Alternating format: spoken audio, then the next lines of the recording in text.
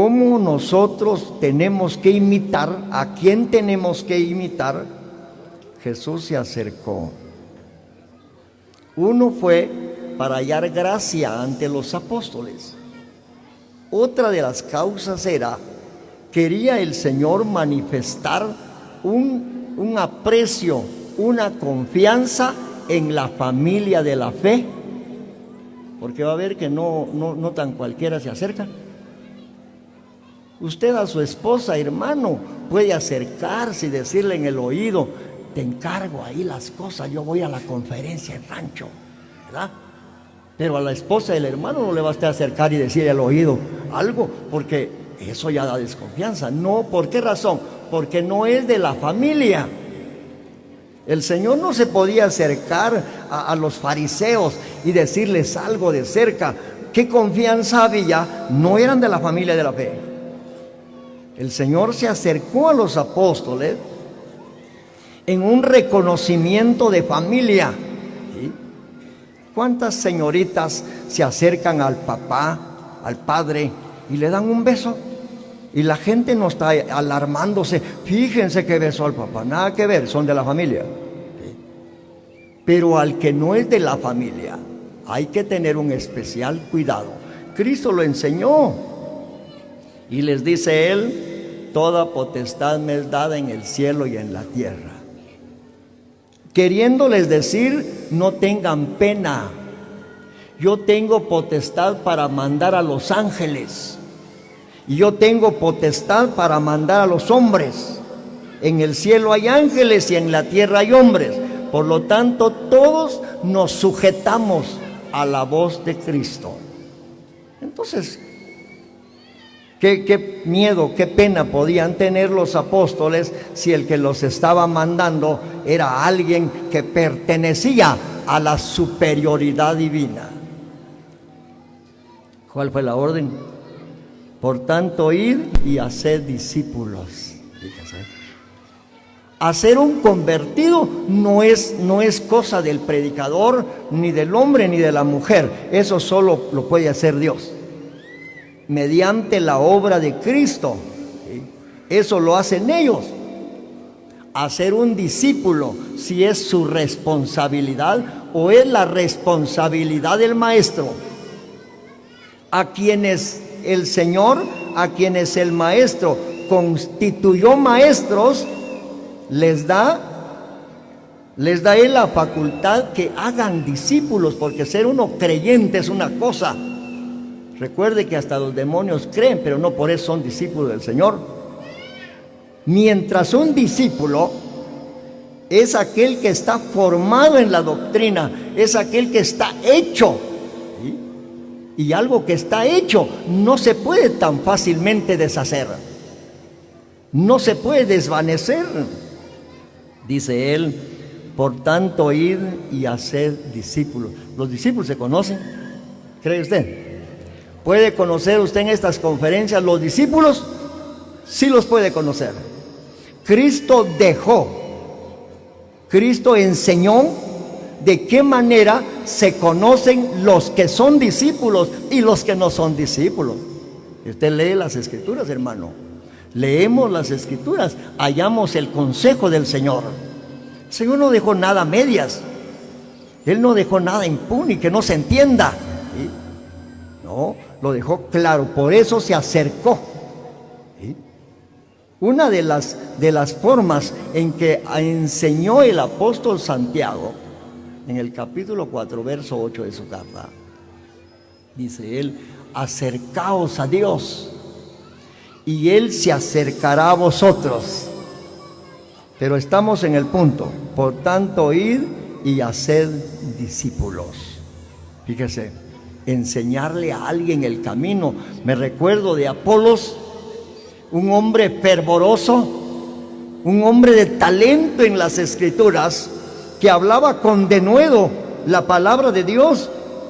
Pero Priscila y Aquila se le acercan a Apolos y le exponen más exactamente el camino de Dios. ¿Qué hicieron ahí? Lo están discipulando, lo están formando más en el ámbito espiritual. en el conocimiento de la palabra de Dios. Por eso le decía, hay diferencia. ¿Sí? ¿Es usted cristiano? ¿Es usted creyente en Cristo? Sí, soy creyente en Cristo. ¿Es usted discípulo? Piénselo bien. Vamos a leer por qué razón. Evangelio según Juan, en el capítulo 13, las palabras del Señor Jesús. Capítulo 13, versículo a leer 35. En esto conocerán todos que sois mis discípulos, si tuvieres amor los unos con los otros. Mire, qué fácil está conocer un discípulo. Usted dice, ¿conoce un discípulo? Pasará un discípulo bien enojado con el otro hermano empujándolo. ¿Cree usted? Dice, yo soy discípulo de Cristo. Es de más si no. Dice usted, este no es discípulo. ¿Por qué? ¿Qué estamos diciendo? Que no está hecho, que le falta conocimiento, que le falta aprender más a la hermana. No está formada en la doctrina de Cristo. Dice que el que no conoce la doctrina, ¿qué dice Juan en su segunda carta? No es de él. Dice, qué lástima. Es interesante entonces. Todos conocen, la gente se fija, los hermanos se dan cuenta. Usted, hermano, es una carta leída y sabida por todos, donde en nuestro corazón está escrita una ley celestial, donde en el corazón de las hermanas está escrita la ley divina de Dios, el mandamiento de Dios. Donde usted vaya, ahí va la gente leyendo. Sí, la gente conoce. Y va a ver que hasta en el modo de andar, aunque no precisa verle el rostro. ¿Cuántos van lejos, va caminando? Ese es don fulano de tal, y se conoce. Bien que se conoce a la persona, aunque no le vean el rostro. El discípulo se conoce, dice el Señor Jesús. Te dirá, bueno, dice el hermano. No, el Señor Jesús dice, en esto conocerán todos que sois mis discípulos, si tuviereis amor los unos con los otros. Los unos discípulos con los otros discípulos. Porque va usted a creer amar a todos. No hay paz para los impíos. No puede. Ahora que muestre el amor, pues, que me ame, pues, y estoy en pecado. ¿Cómo cree usted? Porque algunos se aprovechan de eso también. Que es un predicador, que lo muestre, pues, a ver si lo voy a ofender, a ver si se aguanta. No lleguemos hasta ahí. Que os améis unos con los otros, unos discípulos con los otros discípulos. Y la gente se va a fijar cómo se tratan, ¿sí? ¿Cómo se tratan? Dicen, estos son discípulos de Cristo. ¿Por qué razón? Porque así es el maestro. Tal el maestro es el discípulo, ¿sí? Tal el padre, fíjese que toda cosa que el padre hace, lo hacen los hijos también. ¿Sí? El padre pone de lado sombrero, el hijo también ya va con sombrerito de lado. Así lo hace. Tal la madre, tal la hija. Así va. Es que la enseñanza de ahí va. Tal Cristo. Así son los discípulos. Y en esto lo van a conocer. Fíjese. Pero vamos a leer qué pasó. ¿Qué pasó con los discípulos? El Antiguo Testamento, en Isaías, el libro, en el capítulo 8. Oiga, una ordenanza aquí. ¿Qué fue lo que se ordenó? 16 el versículo. Ata el testimonio, sella la ley entre mis discípulos. Dice, ¿quién habla allí? Voz profética de Cristo. Esperaré pues a Jehová, el cual escondió su rostro de la casa de Jacob, y en él confiaré. Cuando usted lee Mateo 27, versículo 43, la gente dijo, confió en él. Miremos si viene a librarle. Confió en él. ¿Quién fue el que confió en Dios? Cristo. Él es. Él es el que está diciendo: ata el testimonio, sella la ley entre mis discípulos. Él es el que está diciendo al Padre. Ahora, ¿qué entendemos nosotros por atar el testimonio? ¿Cuál es el testimonio? La palabra de Dios. Una acción de atar algo. ¿Ha leído el Evangelio según Lucas 19:30? ¿Qué dijo Jesús? Diciendo: id a la aldea de enfrente, hallaréis un pollino atado, donde ningún hombre ha montado, desatadlo y traédmelo. ¿Quién dijo eso? Cristo. ¿Cómo estaba el pollino? Atado. Otro ejemplo que quiero ponerles, el de Juan 11. Me parece estar el texto en el versículo 41. Dice que al quitar la piedra, Jesús clamó: Lázaro, ven fuera. Y salió el muerto, el que estaba muerto, el que había sido muerto. Salió. ¿Cómo salió? Atado las manos y los pies y la cabeza envuelta en un sudario. ¿Qué dijo Cristo? Desatadle y dejadle ir. Atado no se puede, ¿verdad? ¿Qué va a hacer? Atado no se puede. Dice: ata el testimonio. ¿Qué pasó con Israel? ¿Por qué se ordenó que se atara el testimonio y se sellara la ley? Dice la Escritura que Cristo dice esta vez: ata el testimonio y sella la ley. Vemos nosotros el motivo. Hubo un motivo. Versículo 19. Y si os dijeren, preguntad a los encantadores y a los adivinos que susurran hablando, responded: ¿no consultará el pueblo a su Dios? ¿Consultará a los muertos por los vivos? A la ley y al testimonio, si no dijeren conforme a esto, es porque no les ha amanecido. Dice que Israel falló, fracasó, escaseó la palabra, fracasó. Y dice: si os dijeren, preguntad a los encantadores y adivinos que susurran hablando, responded: ¿no consultará el pueblo a su Dios? ¿Consultará a los muertos por los vivos? Ata la ley entre mis discípulos.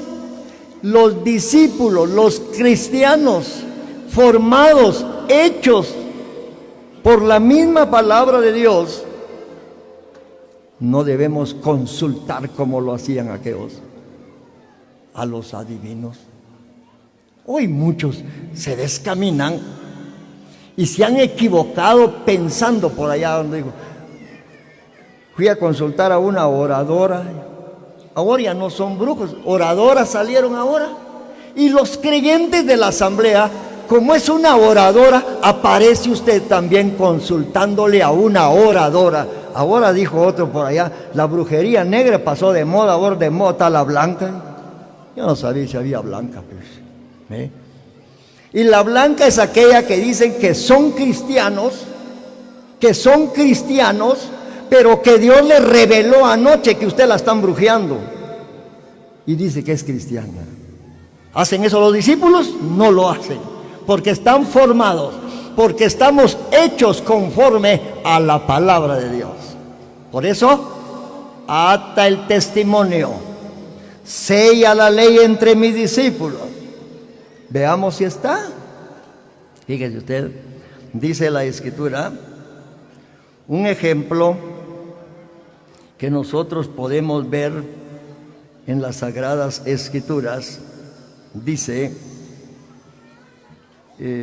estamos leyendo, leamos Isaías el mismo 8, versículo 6. Por cuanto desechó este pueblo las aguas de Siloé que corren mansamente, y se regocijó en Rezín y con el hijo de Remalías. Por cuanto desechó este pueblo las aguas de Siloé. Hay un Siloé celestial donde emana, donde nace una fuente que no se agota, pero que Israel desechó. Este pueblo desechó las aguas del Siloé, que corre mansamente, y desearon una correntada siria, una correntada mundanal. Ya llamó a los ancianos para hacer una oración. ¿Qué es los ancianos? Son una leña verdes, solo oír que no da ganas. Vale más la oradora. ¿Sí? Se va mi hijo para el norte, ya fui a consultar una oradora, allá corren con la oradora, ya no, los ancianos ya no. Están despreciando las aguas del Siloé celestial que corre mansamente. Mire cómo son las aguas del Siloé, manso corre. Pero hay un río caudaloso, hay un río escandaloso. Son corrientes mundanales, y muchos creyentes no formados como discípulos se van tras esta corriente mundanal. Por eso es necesario, por tanto, ir y hacer discípulos. Es la tarea, hermanos. Hay maestros en las asambleas, hay maestros, y su deber es hacer los discípulos, no nada más estar hablando lo que no edifica. Hacer algo cuesta. Un día le ponía un ejemplo a las hermanas. Hacer una tortilla cuesta más que recalentarla, ¿verdad?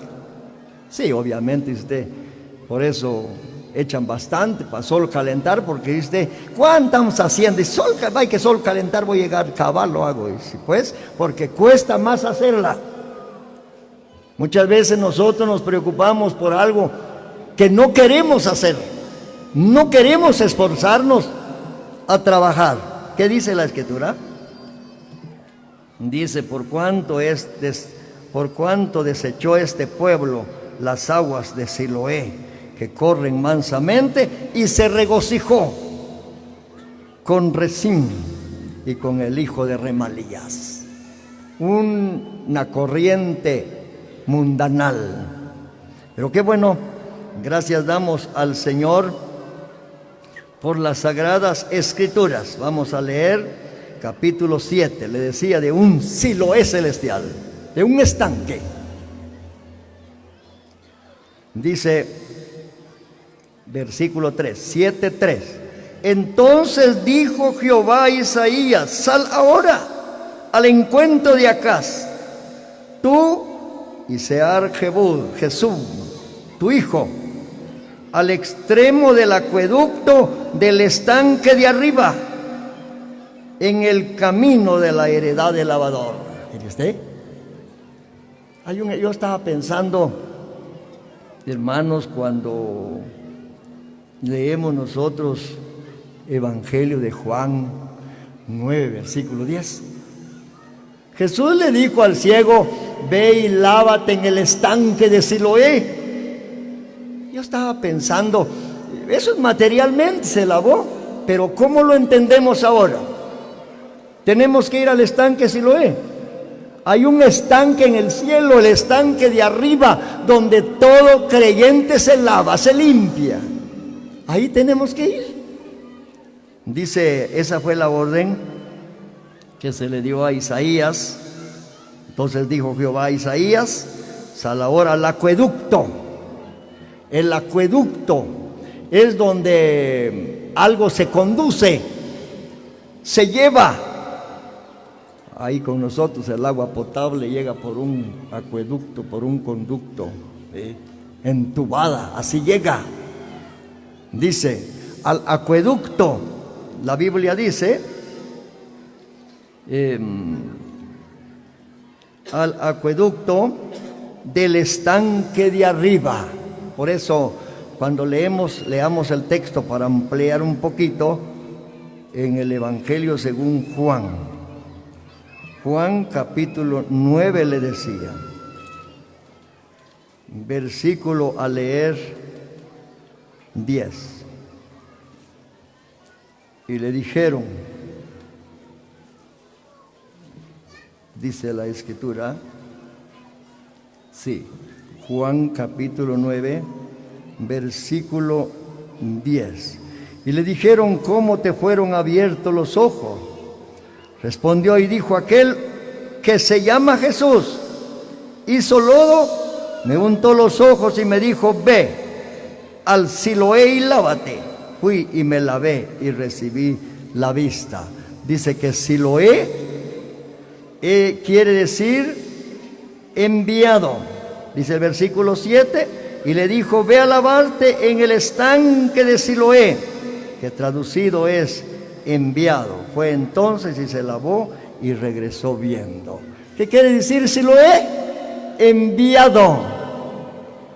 Dios envió su palabra desde el estanque de arriba. En estas conferencias, gracias damos al Señor, porque se abrió el estanque y empezó a venir las aguas. Pero ¿cuántos no están de acuerdo? ¿Sí? Puro Israel dice, no, yo me pongo de acuerdo. No me pongo de acuerdo. Peor cuando pasa un poquito y le paso raspando un poquito. Más nos enojamos nosotros, ¿verdad? Todos queremos, pero pomadita así, nada más para alivianar. Así queremos. Pero cuando viene el enviado de arriba, viene la palabra enviada del estanque celestial. ¿Quién es el estanque? Jesucristo, hombre. ¿Ha visto usted que de la tierra salga el agua, no? De la piedra sale, de la roca. ¿Sí? Así fue con Moisés, según 1 Corintios 10, y todos bebían de la roca espiritual que los seguía, y la roca era Cristo.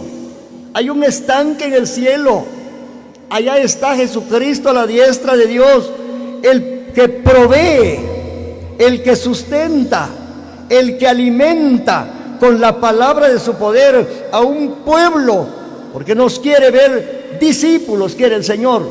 ¿Sí? No nada más algo no tan como se dice, por ahí todavía.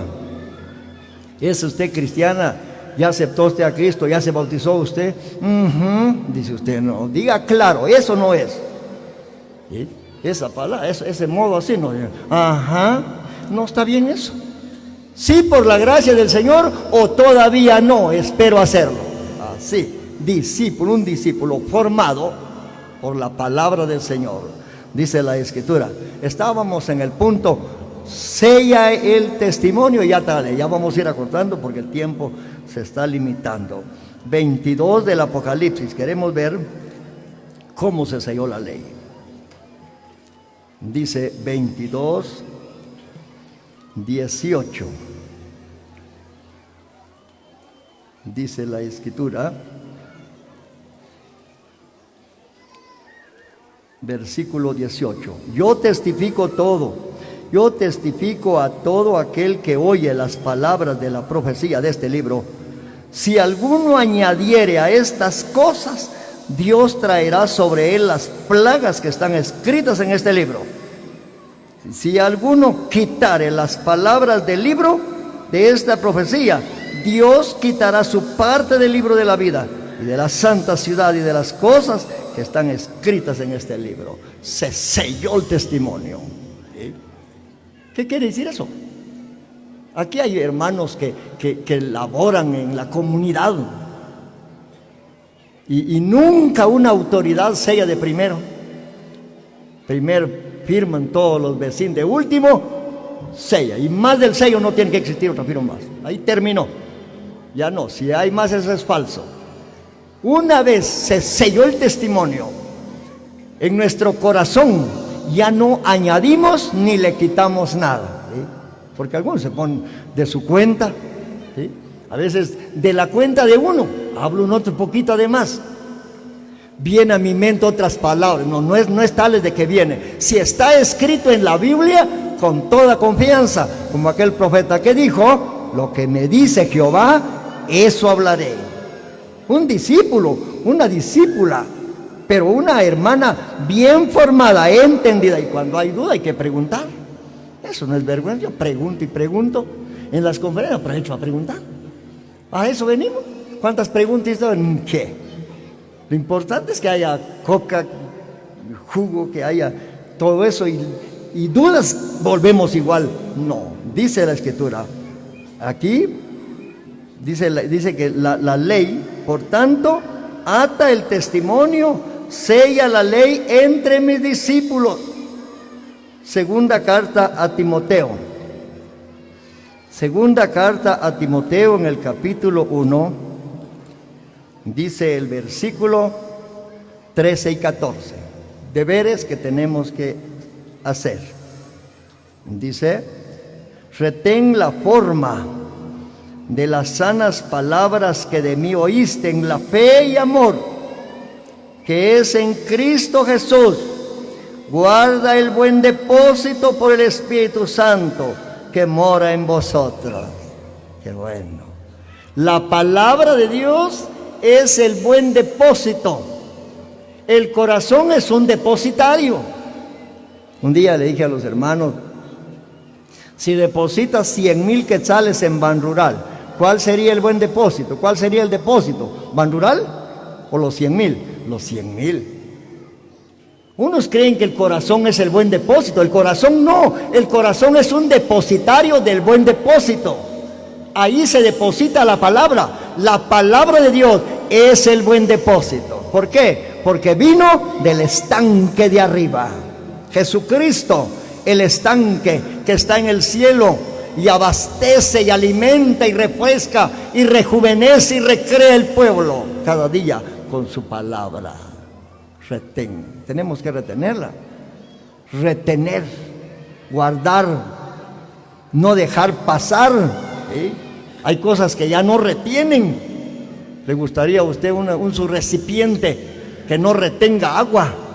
Roto, ¿para qué? Ya no sirve. ¿Sí? Tratemos entonces, como dice la Escritura, retén la forma de las sanas palabras que de mí oíste en la fe, amor que es en Cristo Jesús. Ayer oíamos, permanece la fe, la esperanza y el amor, pero el mayor es el amor. Yo le preguntaba a un hermano, ¿por qué es mayor el amor? Según Juan, en primera carta, porque Dios es amor, es el mayor.